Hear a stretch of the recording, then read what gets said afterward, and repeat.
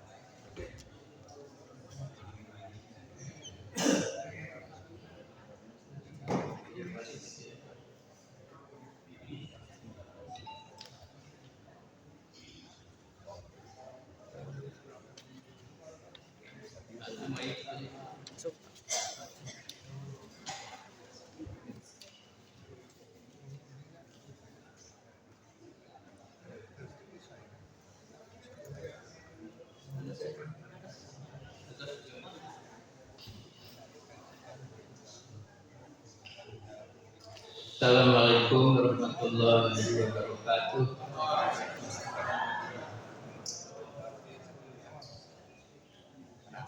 Alhamdulillahi wahdah wa la haula wa la quwwata illa billah. Asyhadu an la ilaha illallah wahdahu la syarika lah wa asyhadu anna Muhammadan abduhu wa rasuluh. Alladzi la nabiyya ba'dahu. Allahumma shalli wa sallim ala Muhammadin Rasulillah wa ala alihi wa sahbihi wa mawala. Wallahu ta'ala fil Qur'anil Karim. A'udzu billahi minasy syaithanir rajim.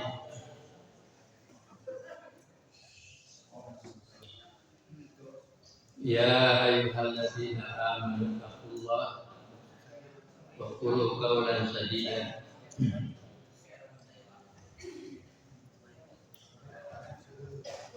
Bapak-bapak, ibu-ibu, saudara-saudara yang saya hormati, marilah kita memuji Allah, bersyukur kepadanya, karena hari ini kita diberi nikmat yang tak terhingga, di antaranya nikmat sehat dan nikmat sempat.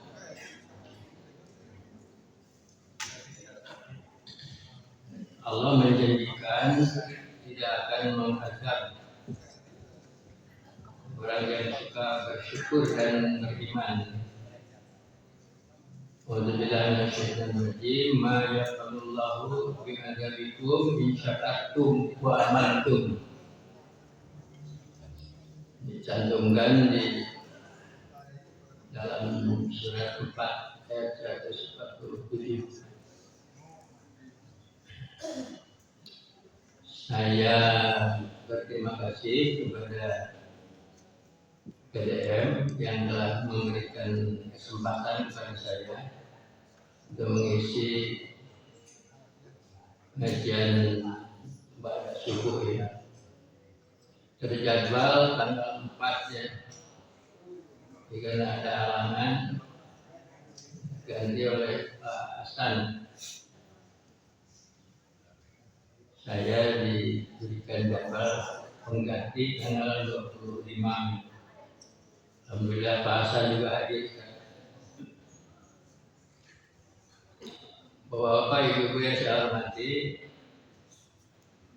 judul yang diberikan kepada saya kehidupan pribadi. Karena ada 3 bagian, saya minta 1 bagian saja. Jadi kehidupan pribadi dalam bidang akhlak.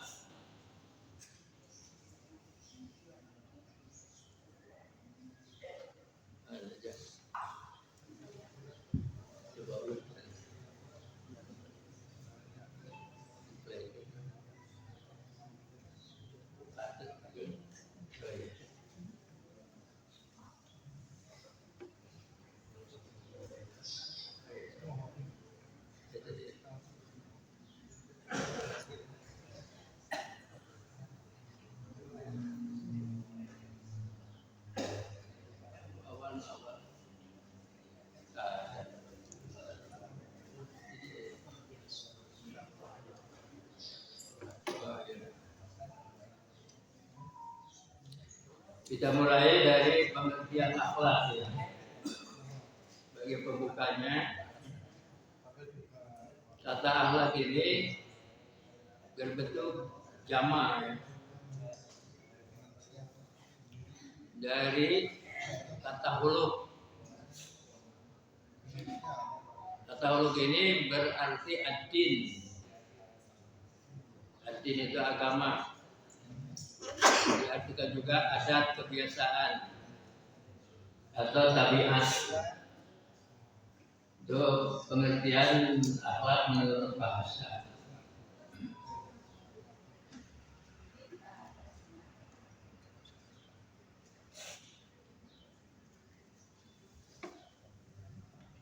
Nah, di dalam Al-Quran kata akhlak ini disebutkan 2 kali.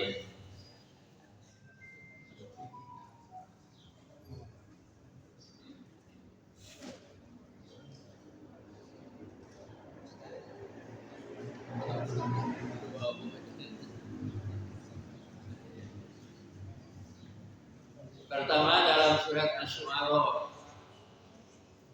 surat ke-26 ayat 137 ya. Yang bunyinya auzubillahi minasyaitonirrajim inna hadza illa khuluqul awwalin. Yang artinya agama itu tiada lain hanyalah adat kebiasaan orang dahulu. Itu alasan pertama di dalam Al-Quran.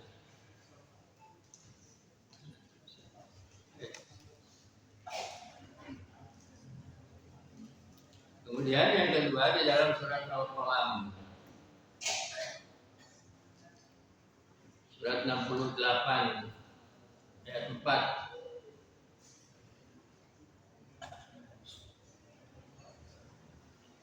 Kata Allah Subhanahu wa taala, wa innaka la'ala khuluqin adzim. Wa innaka, dan sungguh-sungguh atau dan sesungguhnya kamu benar-benar berakhlak luhur atau berakhlak mulia. Bukan luhur Sunda ya. Ini alasan yang kedua dari Al-Quran mengerti menelusuri masalah akhlak.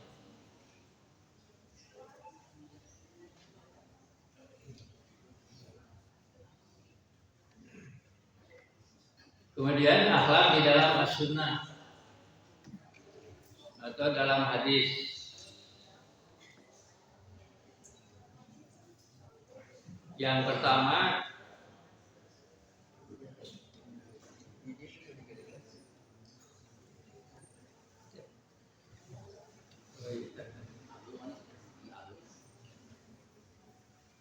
ini yang pertama sabda Rasulullah SAW. Saya baca artinya ya. Tidak ada yang lebih berbobot dalam timbangan daripada akhlak yang baik. Jadi akhlak yang baik itu akan menambah beratnya timbangan. Sehingga dijanjikan oleh Allah Subhanahu wa taala, fa amma man saqulat mawazinuhu fa huwa fi 'ishatin radiyah. Kemudian yang kedua, akmalul iman. Nah, akmalul mu'minina imanan. Ahsanuhum khuluqa. Wa khiyarukum jazakum li ahlihi.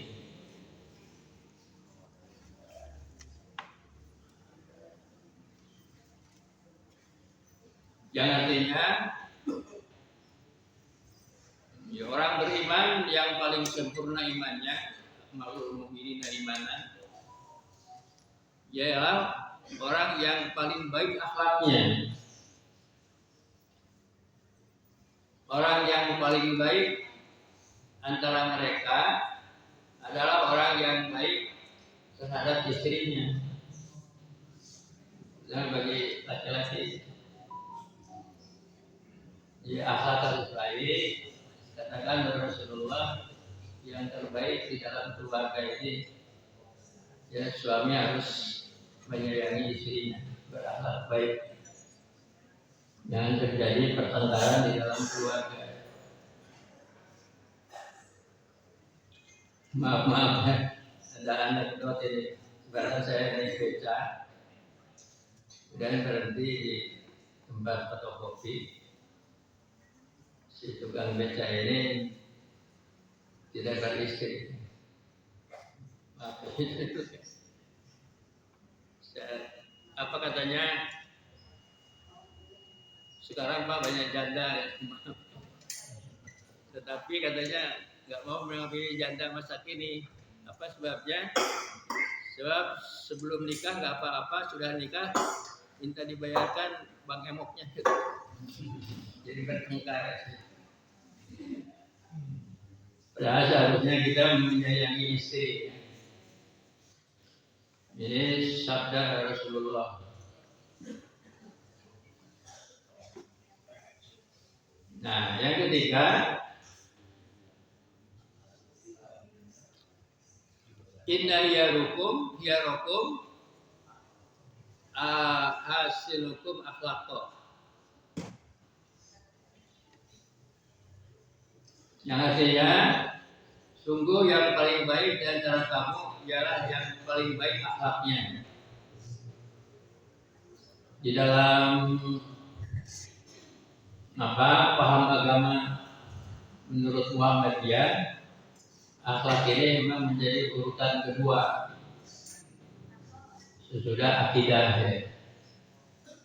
Dan itu juga yang dilakukan oleh Rasulullah pertama di Mekah itu pembinaan akidah dan akhlak. Baru setelah hijrah ke Madinah ada pembinaan ibadah serta muamalahnya.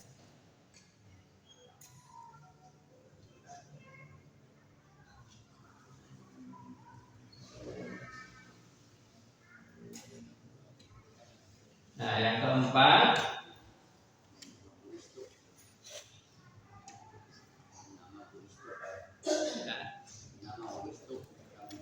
innama bu'istu liutamima makarimal akhlak. Kata Rasulullah itu, sesungguhnya aku diutus untuk menyempurnakan akhlak, untuk memperbaiki akhlak. Sebab pada saat itu akhlak manusia sudah rusak.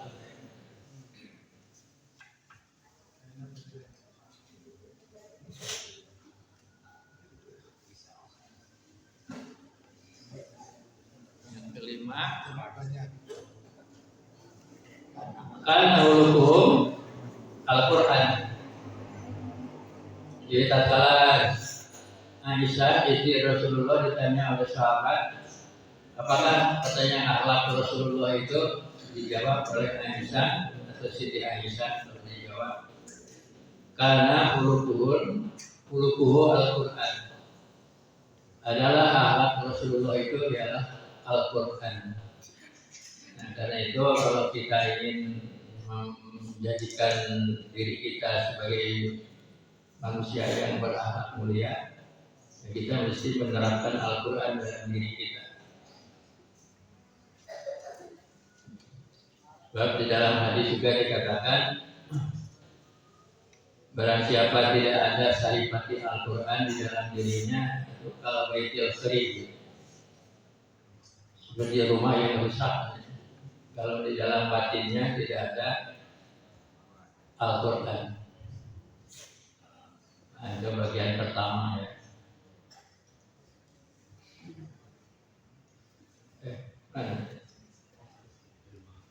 Ini yang belum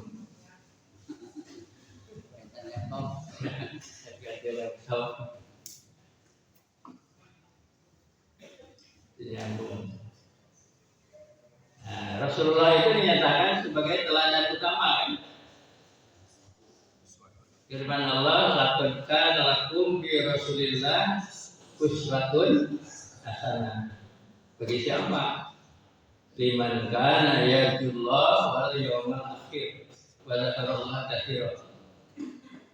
Bagi orang yang ingin berjumpa, ingin bertemu dengan Allah nanti, Kemudian juga mengharapkan kehidupan di akhirat yang baik. Diafatkan lakum bi Rasulillah uswatun hasanah liman kana yarjullaha wal yaumal akhir. Ingin bertemu dengan Allah dan ingin ya tentunya bahagia di akhirat. Wa dzakarallaha katsiran. Dan perbanyaklah ingat kepada Allah. Jangan sampai lupa. Kalau lupa kepada Allah itu ada gelarnya. Apa gelarnya? Pastinya. Wala takun kal ladzina nasullaha fa ansahum ulaika humul fasikun. Bukan fasik. Di tukang kayu pasikun itu kayu yang nah itu alasan Al-Quran. Nah, apa teladan Rasulullah itu? Yang utama itu di dalam sifat Rasul yang 4 itu. Yang pertama sidik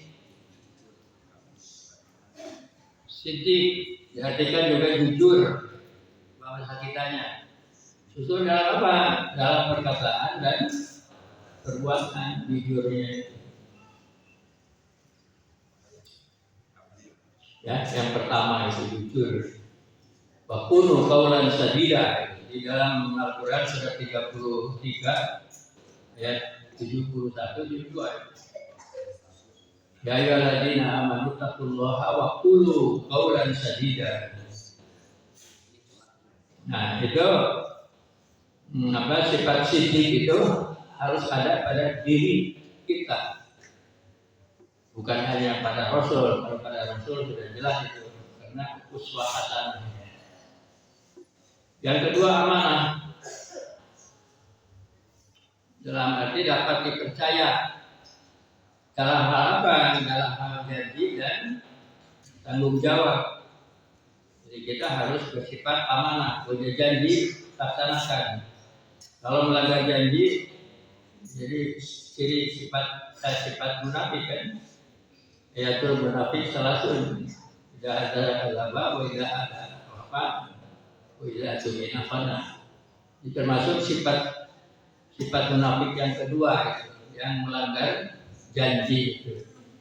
Tapi Rasulullah itu sangat dipercaya, janjinya ditepati, kemudian beliau juga bertanggung jawab. Nah, kita juga mesti begitu, ada tanggung jawabnya. Beri tugas, laksanakan.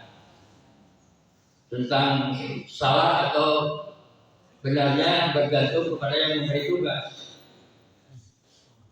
Jadi kita jangan takut salah, jangan kalau ada tugas itu. Tapi tugas itu harus dilaksanakan. Kemudian nanti benar atau salahnya bergantung kepada tim penilai atau yang memiliki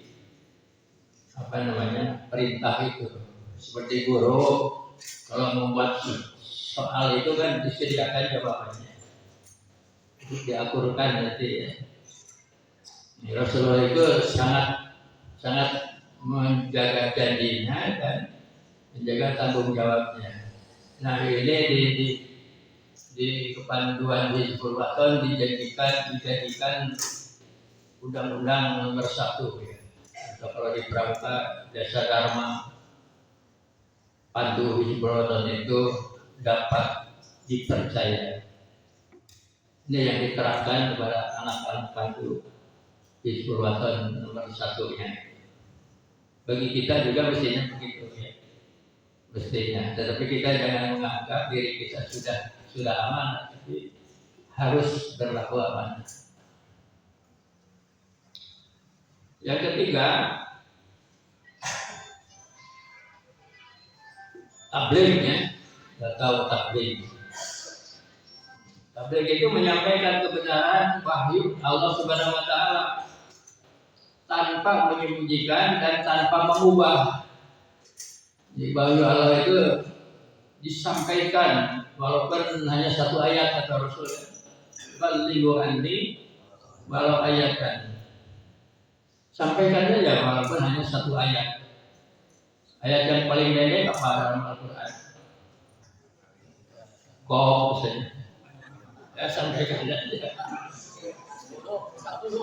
Satu huruf ya. Satu huruf ayat itu. Ayat muqatta'ah kan? Ada alif, lam, mim, ada nun. Yang jadi apa motonya IPM ya? Nun, al-qalam, amal yaskurun ini. Al-qalam pertama. Sampaikan saja. Karena kemampuannya hanya sampai di situ. Nah, kalau banyak sampaikan juga. Balighu anni walau ayatan. Jadi sifat Rasul itu begitu. Ya. Jadi kita mesti bersifat tabligh. Jadi semua orang harus jadi mubalik. Semua orang itu menurut kemampuannya. Jadi jangan tabligh hanya diberikan kepada mubalik. Semua orang harus menjadi mubalik. Nah, yang keempat, patona. Patona itu cerdas. Ada sedikit bedanya cerdas dengan pintar. Kalau pintar itu dia punya kemampuan tinggi dalam ilmu pengetahuan dan sebagainya. Tapi kalau tidak ada akhlaknya, jadi pencuri, jadi yang pintar. Jadi perampok, jadi koruptor. Itu bukan orang bodoh itu. Orang pintar tapi tidak cerdas. Ya, kita mesti cerdas, sebab kalau cerdas sesuai dengan pembukaan Undang-Undang Dasar 45. Kewajiban pemerintah itu mencerdaskan, bukan meminterkan. Sedikit saja bedanya. Nah, ini Rasulullah itu bersifat patona, cerdas di dalam menyampaikan risalah dan menghadapi masalah. Jadi risalah disampaikan, ada permasalahan diselesaikan, bukan ditambah masalahnya. Orang yang cerdas itu ialah orang yang dapat menyelesaikan masalah, bukan ditambah masalah. Oleh itu, supaya kita termasuk dari itu, dapat juga kita merujuk pada ayat Allah Subhanahu Wa Taala, sami'na wa ata'na, seperti dalam lagu Muhammadiyah, sami'na wa ata'na. Tapi banyak orang sami'na wa asoyna, asoy. Di dalam Al-Quran kan begitu disebutkan oleh Allah dalam surat 2 ayat berapa? Surat 3. Qalu sami'na wa asoyna. Ketika diperintah itu, iya, saya dengar atas mungkin di bawah langit itu, mengapa tidak dilaksanakan? Tidak. Istilah Pak Mukhtar ada malam-malamnya. Tidak. Sudah repot dan sebagainya. Itu alasan. Itu empat sifat Rasul yang utama. Kemudian kalau kita tambah, yang kelima, sifat Rasul itu sabar. Sabar dalam menghadapi cobaan, cacian, ujian, dan sebagainya. Sabar ini diperintahkan oleh Allah Subhanahu Wa Taala, isbiru wassabiru. Dalam Al-Quran surat 3 ayat terakhir, ayat 200 yang hafal. Isbiru, sabar, wassabiru. Jadi jangan ada ucapan dari seorang mukmin itu hilang kesabaran. Jangan. Kalau sudah kurang sabarnya, dicas.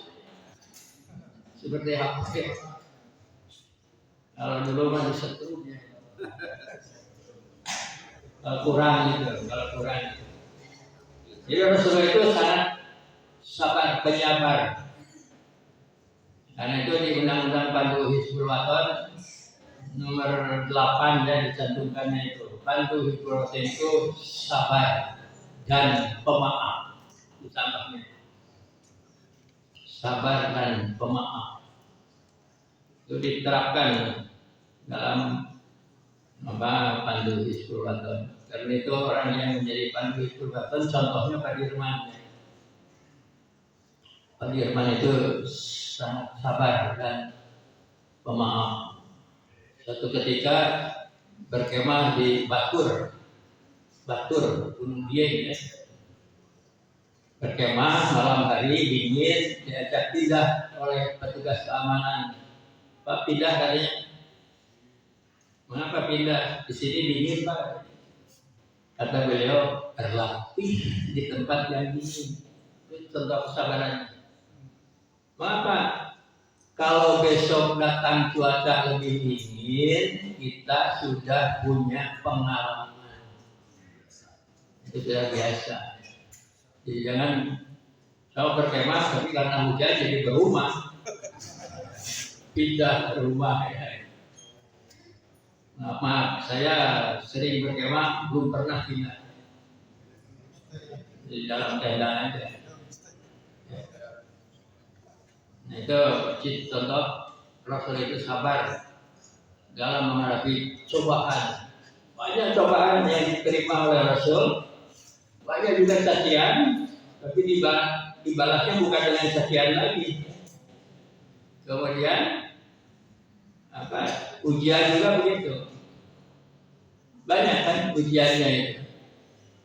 Para nabi itu banyak sekali menerima ujian dari Allah. Dan fungsi ujian itu ya untuk meningkatkan keimanan.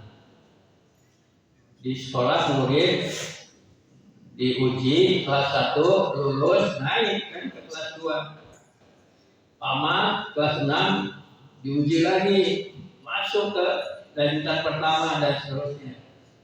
Jadi jangan takut ujian ya. Kalau takut ujian tidak lulus, artinya tidak punya ijazah. Kalau tidak punya ijazah, ingin punya ijazah beli, akhirnya kata beliau.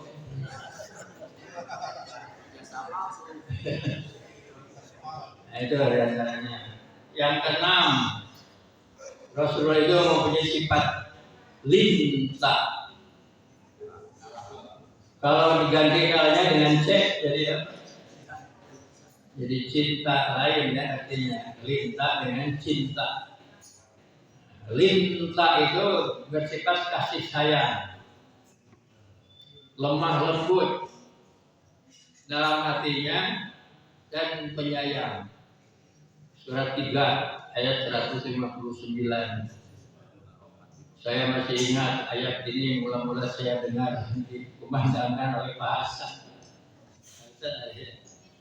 Fabima rahmatin minallahin talatum walau kunta faddan ghalidha qalbihan faddu min haudi fa'fu anhum wastaghfir lahum wasyawirhum bil amr wa idza ansamta fatawakkal 'alallah innallaha yuhibbul mutawakkilin ya. Nah, ayat-ayat ini juga ya tadi menjadi salah satu undang-undang pandu Hizbul Waton bersifat kasih sayang. Disebutkan itu pandu Hizbul Waton itu menyayangi semua makhluk kecuali setan. Ditambah jadi undang-undang pandu Hizbul Waton nomor 5 dan nomor 6. Pandu Hizbul Waton itu menyayangi semua makhluk yang jadi membahayakan. Dasarnya dari sini dasarnya.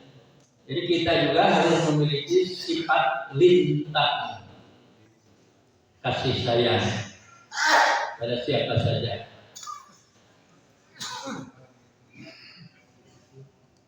Yang ketujuh, adil dalam menegakkan kebenaran tanpa membeda-bedakan status. Adil ya. Kan Rasulullah juga pernah bersabda ada 7 golongan nanti di akhirat yang tidak akan mendapat perlindungan dari Allah. Pada saat itu mungkin sangat panas, sangat dingin, Nah, siapa yang 7 itu? Diantaranya satu, pemimpin yang adil. Jadi adil itu sangat diperlukan. Siapa pemimpin itu? Kita. Ya. Apa kata Rasulullah tentang pemimpin kita itu? Ya, kullukum ra'in. Setiap kamu itu adalah pemimpin. Ya, ada pemimpin formal, ada pemimpin non formal. Ada juga pemimpin yang porno. Pernah ada kan? Nah, jadi pemimpin itu harus adil. Adil itu ya, dalam jadikan seimbang. Kalau menimbang itu mesti sama kan? Ukurannya itu. Ini barangnya 1 kilo, batunya 1 kilo, seimbang. Tidak berarti sama banyak ya. Ada keseimbangan, adil. Yang ke-8 tawadu, Rasul itu rendah hati, bukan rendah diri. Rendah hati artinya tidak sombong meskipun berkedudukan tinggi. Kedudukannya tinggi ya, Rasul itu tidak sombong. Jangan karena apa namanya istilah sudah mana nulak cangkeng dina tidak boleh. Cangkeng makan di bawah. Ya. Ada teman saya mengatakan saya mah tidak pernah sakit pinggang. Kenapa? Tidak ada pinggangnya. Karena gemuknya. Tawadu Rasul itu ya rendah hati, tidak sombong meskipun berkedudukan tinggi. Dengan kata lain ada duduk sama tinggi, duduk sama rendah, berdiri sama tinggi, gitu kan seperti bahasa Indonesia. Jangan merasa saya paling tinggi kan. Kita kalau hormat juga saling menghormati. Kata Rasulullah, "Laisa minna ma lam yunhal sagiruna wa yuqir kabiruna." Bukan golonganku yang tidak menghargai yang muda dan menghormati yang tua. Ini termasuk akhlak juga. Yang ke-9, ikhlas. Jadi bertindak untuk mencari ridho Allah saja pekerjaannya. Disebutkan dalam Al-Quran, tarahum ruka'an sujada yabtaguna fadlan minallahi wa ridwana. Jadi disebutkan manusia beriman itu rukuk sujud juga mencari ridho Allah Subhanahu wa taala. Wijahnya itu. Jadi ada apa namanya wijah, tujuan itu wijahatul hayat, kita mencari ridho Allah Subhanahu wa taala. Nanti ada efeknya, ada hikmahnya dari ridho Allah itu. Jadi kalau kita ridho kepada Allah, nanti ada rezeki datang, minhaisyurayah tasib, pertolongan datang dari kiri kanan dan sebagainya. Tapi kalau kita hanya mencari uang tidak didapat, ridho Allah tidak didapat. Ya. Ini yang harus kita mempunyai sifat ikhlas. Kemudian Rasulullah juga mengatakan ketika Mu'adz bin Jabal diutus ke Yaman, Mu'adz itu menghadap Rasul, ya Rasulullah, saya diutus ke Yaman, nasihati saya. Ausini, kata Mu'adz itu, beri nasihat saya. Apa kata Rasulullah? Ahlis dinaka, ikhlaskan melaksanakan agama itu, melaksanakan tugas itu, ikhlas. Mengapa? Yaktikal amalul qalil, cukup menjamin amal yang kecil. Amal yang kecil itu akan sangat berguna, akan sangat berharga, akan sangat banyak nanti faedahnya kalau ikhlas itu. Tapi kalau tidak ikhlas, amalan tidak ada, ya rugi yang dia peroleh itu. Kalau mengerjakan sesuatu dengan bahasa Sunda mana pukul utus, Pak Bidoi saya nikah teh, sama aja, ya. Kalau ada perintah itu di Pandu di Purwaton disebutkan dapat melaksanakan perintah tanpa membantah. Itu ya.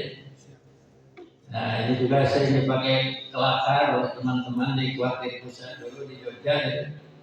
Kalau seseorang diminta sesuatu itu disebutkan saja itu dapat melaksanakan perintah tanpa membantah. Oh iya katanya. Jawabannya terlalu terlambat. Itu. Ini ikhlas ya, yang harus kita miliki itu. Jadi satu lemah lembut dalam menghormati semua orang dan tidak berkata kasar. Yang kata kasar ya. Dalam bahasa Sunda banyak sekali kan ungkapan bahasa Sunda yang di dalam bentuk kata kerja gitu. Ada yang halus kan, ada yang biasa, sederhana, ada juga yang kasar. Ada yang sangat kasar itu. Kalau ditujukan kepada binatang misalnya. Nah, bahasa Sunda itu. Bahasa Sunda mah bahasa Indonesia tidak demikian. Kita menyuruh orang kepada orang, ayo makan. Kepada kambing juga, kambing sedang makan gitu. Tapi kepada binatang tidak begitu kan.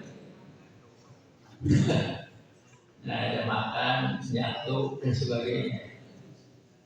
Nah ini kita mesti bersifat ikhlas. Contoh yang ikhlas itu ya contoh dari Rasulullah SAW. Nah ada akhlak yang jelek yang harus kita jauhi ya. Yang pertama dia ingin dilihat atau ingin dipuji, itu bersifat riya. Sebenarnya dalam surat Al-Ma'un kan, alladzina hum yura'una, tidak boleh riya, ya. Riya ingin dipuji, ingin dilihat orang. Walaupun dalam sholat berjamaah dilihat orang, tapi kita tidak bermaksud saya sholat ingin dilihat orang, jangan. Ya. Yang harus dipuji itu hanya Allah saja. Kemudian yang kedua sombong, sifat jelek seperti yang saya bilang tadi. Itu merasa diri lebih unggul atau lebih hebat, ya. Itu tidak boleh. Ya. Kemudian yang ketiga israf. Israf itu bersukaria sampai melebihi batas. Boleh bergembira ya, boleh bergembira sedikit di anak-anak. Jadi paduan ada juga lagunya, marilah bergembira semua, jangan seorang diri bergembira ya, tapi jangan berlebihan ya, wala taqadu, jangan berlebihan kalau makan juga itu kemerkaan. Itu kan dalam makan itu 4 sehat 5 sempurna. Kalau ditambah jadi kemerdekaan. Melewati batas. Jadi 3 saja saya ungkapkan akhlak yang jelek yang harus kita jauhi. Nah, maaf, bukan 3. Yang kelima itu maksa. Keempat ya, di sini 5. Oh ya, yang keempat pasar itu keburukan, termasuk kepada kemungkaran, kerusakan pasar. Seperti orang menebang hutan semau-maunya ya.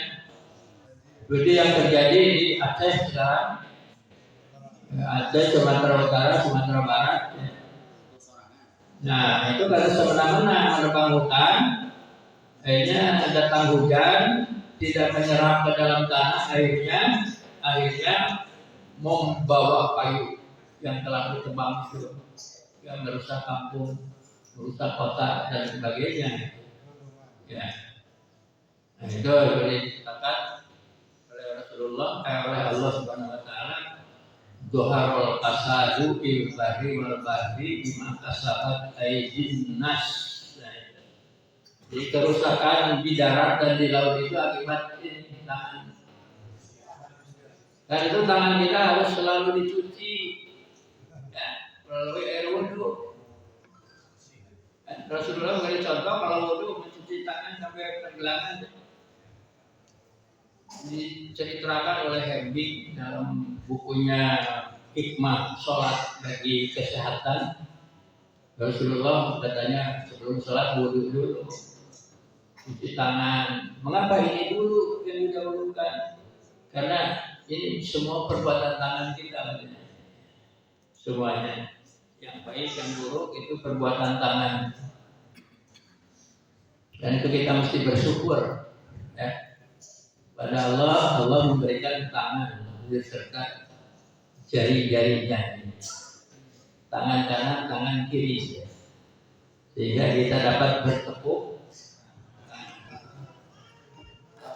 Ya, di dalam kepanduan diawalikan dengan tepuk tangan, ya, tepuk HW, tepuk nyamuk dan sebagainya. Tanda bahwa kita bersyukur kepada Allah diberi tangan, diberi jari, dan ada hikmahnya untuk kesehatan. Kalau di sini kata Hembing ada berapa titik akupunktur, ya. Jadi kalau tepukan itu kaitannya dengan organ tubuh di dalam itu. Jadi sering-seringlah bertepuk tangan. Ya. Untuk tangan sendiri, tepuk dapur, tepuk sambal dan sebagainya. Yang keempat, tidak boleh pasang. Akibatnya begitu, ya, akibatnya. Nah, sekarang kena juga ke Jawa Barat. Isyawa longsor. Sekian orang meninggal, 80 orang belum ditemukan. Kena juga Jawa Barat karena tanahnya labil. Kemungkinan di atasnya sudah tidak ada pemuat lagi, tidak ada pohon-pohonan. Dan itu kita harus sering menanam pohon, baik di halaman kita atau di kebun kita, yang dirusak. Nah, kepanduan kalau naik gunung dan sebagainya disuruh memungut ranting-ranting yang sudah kering, bukan yang muda. Yang kering-kering itu dikumpulkan kalau waktu menjelajah, kemudian malam harinya dipakai api unggun. Jadi api unggun tidak bawa kayu beli satu truk, tidak, kumpulkan saja itu, ya, menghemat. Nah, yang kelima tadi yaitu paksa. Jadi ucapan, perbuatan yang sangat keji atau melampaui batas, jadarnya Cina termasuk paksa, cabul, ya, berkata-kata yang tidak baik, fitnah, ya, dan sebagainya, ya. Dan sebagainya. Disingkat DSB, ada juga yang disingkat DLL, dan lupa lagi. Dalam ulangan ujian jangan disebut dan lainnya saja. Ada juga yang dikacaukan, digabungkan dengan DSB dan lain sebagainya. Royal. Nah, yang keenam, mungkar. Jadi mungkar itu mengingkari bertentangan dengan nilai agama. Kemungkaran ini tidak sedikit, ya, di dunia ini. Ini yang harus dijauhi oleh kita. 5, ya, 5, 6. Nah, sekarang apa kewajibannya bagi kita? Kewajibannya itu yang pertama mewujudkan akhlak mulia yang tadi. Sifat Rasul yang saya sebutkan tadi itu harus diupayakan oleh kita dilaksanakan. Bagaimana melaksanakannya? Karena metodenya ada intiru, sifabau, wasikola. Ayo bergerak laksanakan sedikit-sedikit, yang kecil-kecil, baru nanti yang pertengahan, baru nanti yang berat gitu. Ada pepatahnya ringan sama dijinjing, berat sama dipikul. Kalau berdua digotong namanya ya. Itu metodenya banyak. Ya. Kata Rasulullah juga, "Idza amartukum bi syai'in fa'tu minhu mastata'tum." Apabila datang perintah, laksanakan mana yang kau dapat laksanakan lebih dulu. Ya. Bila nahaytukum anhu antahu. Kalau ada larangan berhenti, gitu. Sekaligus, ya. Ulang setik-setik. Yang setik-setik itu melaksanakan perintah. Kalau menghentikan larangan berhenti saja. Nah, ini wujudkan akhlak mulia itu pada diri kita. Caranya begitu caranya. Yang kedua, jauhkan diri dari akhlak tercela yang tadi. Jauhkan. Seperti zina kan kata Allah Subhanahu wa taala, "Wala taqrabuz zina." Itu perintahnya itu. Innahu kana fahisyatan wa sa'a sabila. Jadi zina itu paksa. Ya. Jangan dekat-dekat kepada zina. Mau melaksanakan zina memang. Gitu. Mengapa? Innahu kana fahisyatan wa sa'a sabila. Sebab itu perbuatan keji yang sangat jelek. Wa sa'a sabila dan ya, jalan becek. Ya. Jauhi. Itu kewajiban kita. Nah, akibatnya apa? Akibatnya kalau kita melaksanakan hal yang baik, ya, pertama nanti akan diteladani seperti Rasul. Rasul juga kan teladan utama. Ya, kita juga harus menjadi teladan. Dan dulu sampai ada guru teladan, jadi teladan, ibu teladan, ya bapak boleh. Jadi jangan menjadi, kalau jadi murid, jadi guru, jangan menjadi murid telatan, terlambat datang. Nah, begitu juga yang lain-lain. Sekarang yang sering telat juga Jumatan. Kalau Jumatan banyak orang datang ke masjid itu sesudah khutbah dimulai. Jangan, seharusnya sebelum khatib naik mimbar, jamaah harus sudah siap. Jangan kalah oleh upacara 17 Agustus. Bukan inspektur upacara baru datang setelah barisan beres. Nah ini, jadi kita berupaya melaksanakan akhlak yang baik supaya diteladani. Yang kedua, disenangi, tidak dibenci. Nah, ini harapannya. Ya. Kemudian dikenal nanti. Dikenal. Siapa orang yang selalu dikenal? Ya. Banyak di antara Rasul yaitu Nabi Ibrahim dan Nabi Muhammad. Coba setiap sholat kita baca tidak? Allahumma sholli ala Muhammad kama shallaita ala Ibrahim. Itu dikenal. Karena apa? Karena beliau itu memiliki akhlak utama. Nah, jadi kalau ingin diteladani disebut-sebut orang sesudah mati itu harus berakhlak mulia.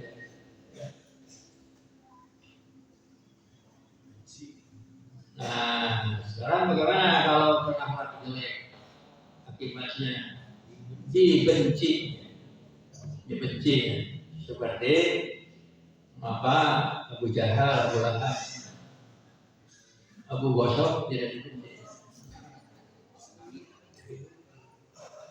Yang kedua dijauhi oleh sesama. Kata orang tua deket-deket itu ada lah anak dan orang tua jangan mendekati. Kenapa? Karena suka mabuk dan sebagainya. Dijauhi oleh sesama. Nah, apa tadi? Yang penting. Nomor satu ya. Kemudian akibat lain apa? Merugikan hak publik. Seperti orang korupsi. Orang korupsi itu akan merugikan orang lain. Ini harus dijauhi. Kemudian yang kedua, membawa kehancuran. Nah, jelas satu tema di dunia ya. Kehancuran itu akibat dari orang yang korupsi karena akhlaknya. Ya.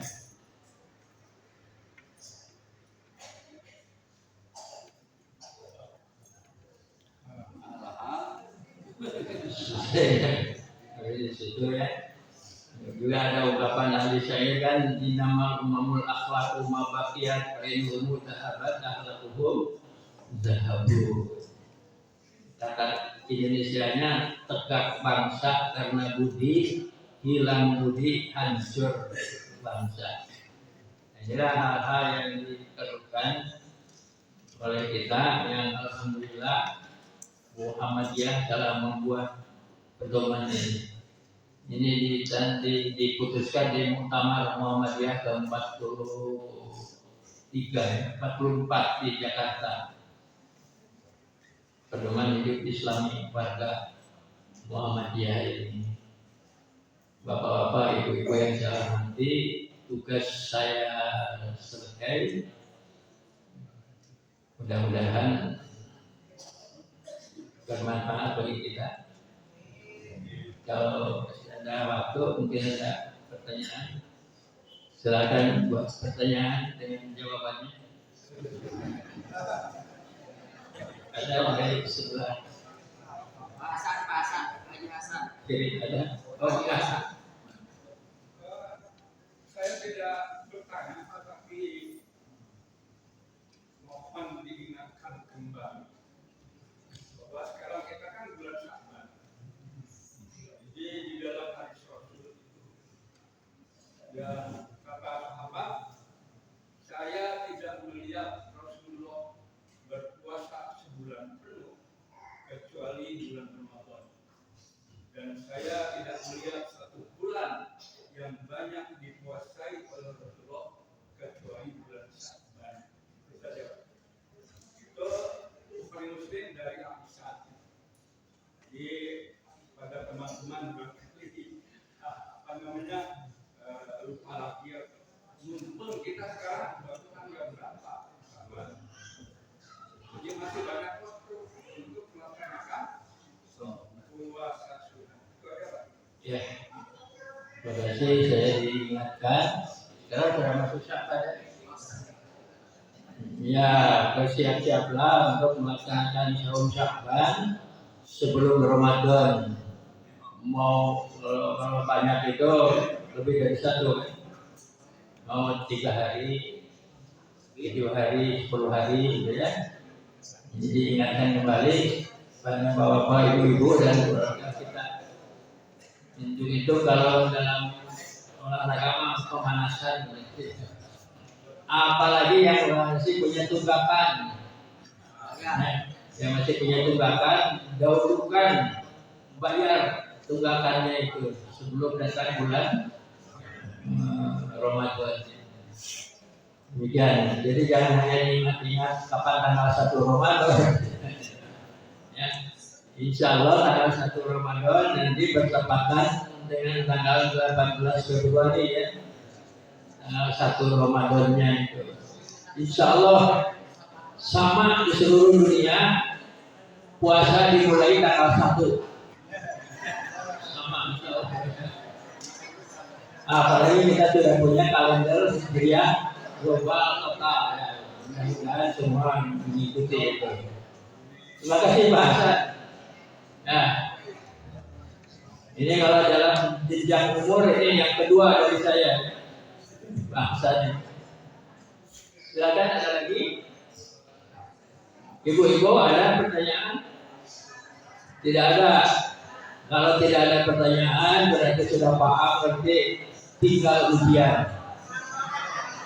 Ya, ujiannya di rumah masing-masing. Demikian, nasru minallah wa fathul qarib. Wassalamualaikum warahmatullahi wabarakatuh.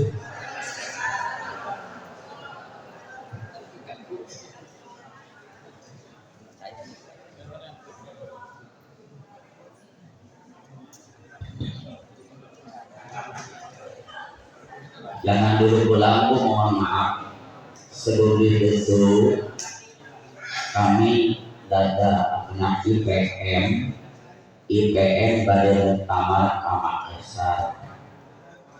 Nyuhunkeun bekal dari saya nanti. Maka IPM ayat bersiap ya. Makassar itu IPM Pak. IPM pada berangkat ke Makassar, mungkin bantosan. Kapan aja? Tanggal 5 Februari.